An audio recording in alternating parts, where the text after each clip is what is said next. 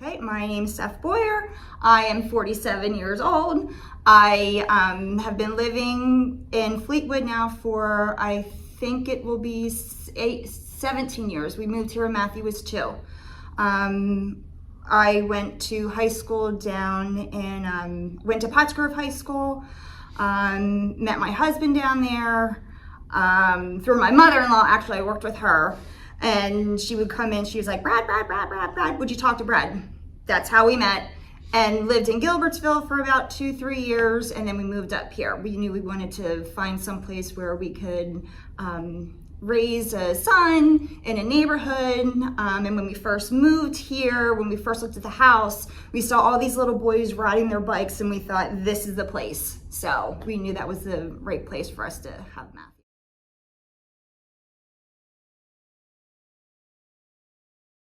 So after I had Matthew, my husband and I both knew that we wanted me to stay home. I always wanted to be a stay-home mom, raise Matthew. And with all his health issues that he had with his food allergies, that we almost lost him when he was 6 months old because he had an anaphylactic reaction to eggs.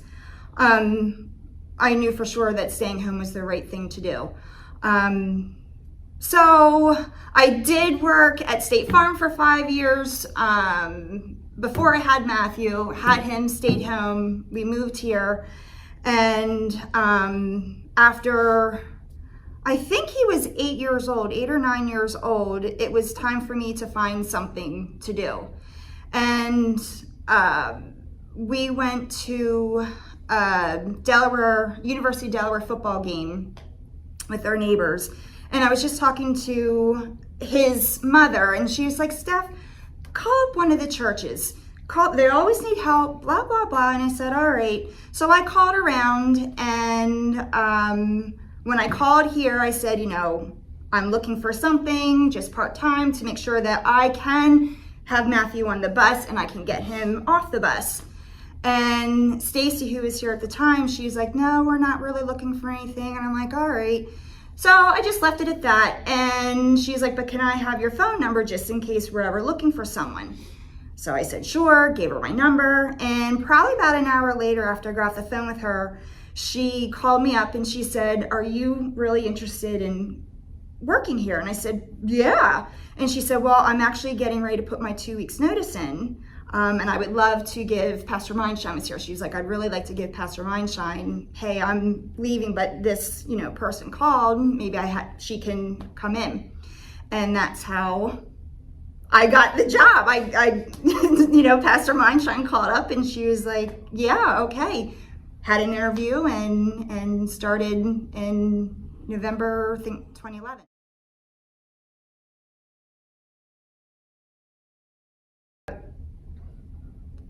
Christ Merch has been, they've just always opened their arms to anyone that comes in here, and they make you feel like family. They make you feel like you are home. I've always considered this place my second home. I don't feel, when I come here to work, I don't feel like this is work. I feel like I'm coming home to see my family, to see my friends, because every single day there's either a phone call or someone coming in, that they make you feel like home, that you're a part of their family. So when I send my email out on Fridays and I address it, Christ Mertz family, they really are my family, whether they like it or not. They're my family.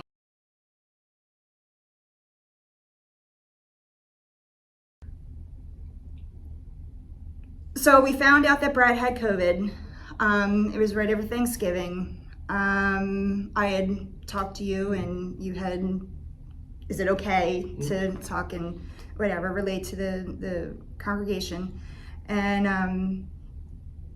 I think almost immediately I was, because I do keep in touch with some folks. I was getting texts from folks, cards from folks, and after well wishes, Facebook stuff, everything. And when he did pass away, the amount of love that was given, that was felt, I don't think I could ever imagine that. I've said before, it was a very humbling experience, knowing how much that you actually were loved and how much they actually did care. Not that I didn't think that they didn't care, but I knew that they cared.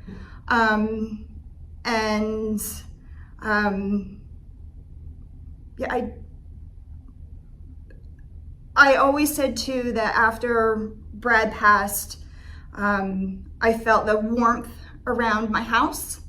I didn't feel nervous, scared, alone in my house. And I always said that it felt like there was a big hug that was going around. And I didn't know if that was from Brad making sure that it's okay, but I think maybe too that it was the congregation here with the family. I'm sorry. I think it was them praying for me and Matthew, and yeah. There was a love that I felt from them, even though I can't explain it. I really can't explain it, but it was a hug around my house.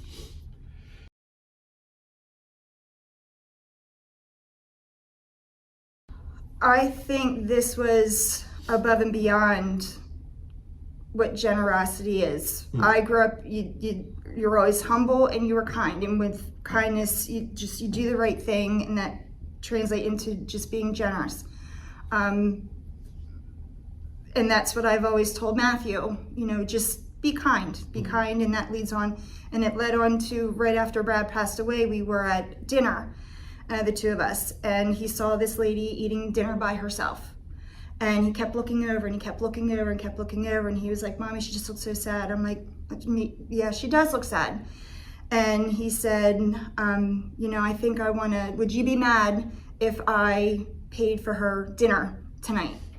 And it brought tears to my eyes, a warmth over my heart, that he would do something like that,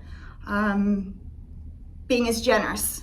And the people at Christ Mertz have the gift that they bestowed upon me and Matthew, was nothing but generous and kind, and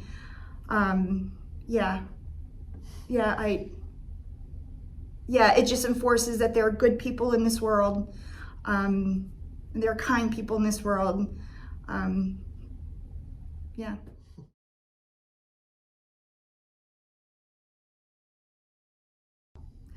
I don't know, when I go to church, I always feel good about myself.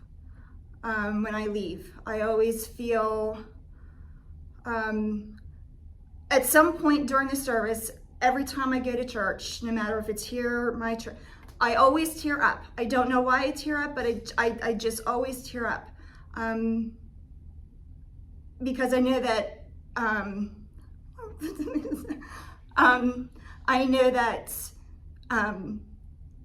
someone over me other than family is looking over me, watching over me, and making things okay. I know that God has a powerful thing for me.